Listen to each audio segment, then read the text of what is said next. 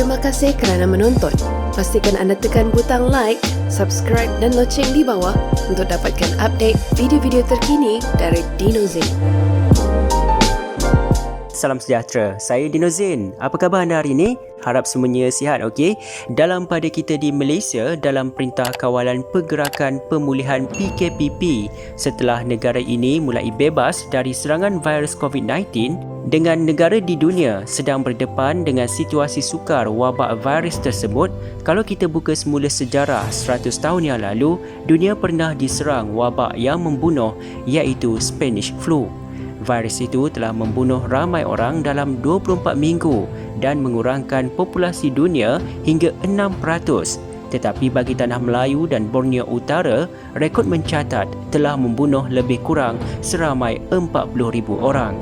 Bilangan sebenar lebih tinggi kerana terdapat kes kematian yang tak dilaporkan. Kalau pernah kebetulan jumpa dan baca akhbar lama, ada keratan yang menyiarkan penceritaan semula saksi yang menceritakan peristiwa sedih 1918 ketika melihat seorang Melayu di Kudaperai yang membawa keluar seorang demi seorang ahli dari keluarganya dari rumah satu persatu untuk menguburkan mereka. Pasti pernah mendengar cerita tentang kematian pekerja buruh dari India ketika proses pembinaan Istana Kelly di Perak. Sekitar 70 pekerja India yang bekerja di atas istana itu mati akibat sesama. Hingga sekarang dikatakan ruins istana itu berhantu. Sebenarnya bukan selesema. Sebetulnya mereka meninggal dunia akibat virus Spanish flu.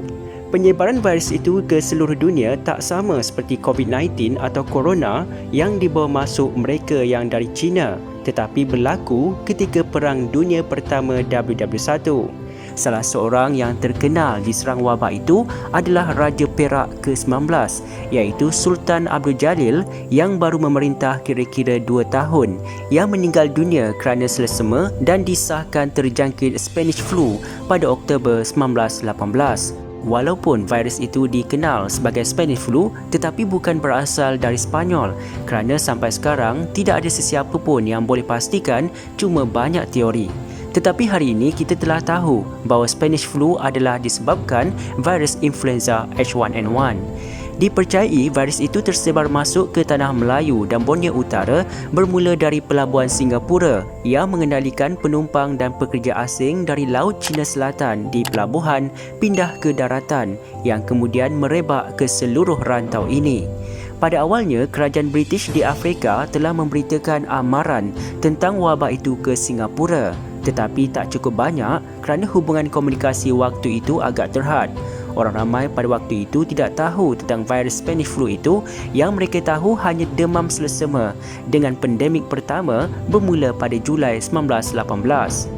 Tetapi kematian penduduk Tanah Melayu dan Borneo Utara menjadi lebih drastik ketika gelombang kedua di bulan Oktober apabila demam selesema itu didapati dengan ciri perbezaan iaitu komplikasi paru-paru serius yang menyebabkan purata kematian harian meningkat dalam beberapa hari, dan menjelang akhir Oktober jumlah kematian 6 kali lebih tinggi dengan kes baru terus bertambah. Menurut laporan pada 1919 oleh Pesuruhjaya Sanitasi Kerajaan British di India menyatakan tidak ada penawar khusus atau tindakan pencegahan tertentu untuk influenza. Oleh kerana sifat baru penyakit itu dan British di Tanah Melayu tidak pasti dan tidak pernah menyenaraikan Spanish flu atau influenza sebagai penyakit untuk dirawat, mereka tidak mengambil langkah berjaga-jaga yang betul. Malah ia mengambil masa sedikit untuk orang ramai sedar akan wabak itu. Pihak berkuasa kesihatan negeri mengambil tindakan sendiri dengan memulakan langkah-langkah asas seperti pemeriksaan rumah ke rumah, mengedarkan penyakuman kepada masyarakat, menutup pawagam teater, meminta mereka yang sakit berada di tempat tidur hingga simptomnya hilang, amalan kebersihan dan membangun kemudahan serta rangkaian kesihatan bagi mengendalikan penyakit berjangkit. Sejak itu, bermula tahun 1920, Tanah Melayu dan Borneo Utara semakin bertambah baik. Sekian perkongsian untuk kali ini. Jangan lupa tekan like dan subscribe di bawah untuk update video terkini. Saya Dino Zain, jumpa lagi.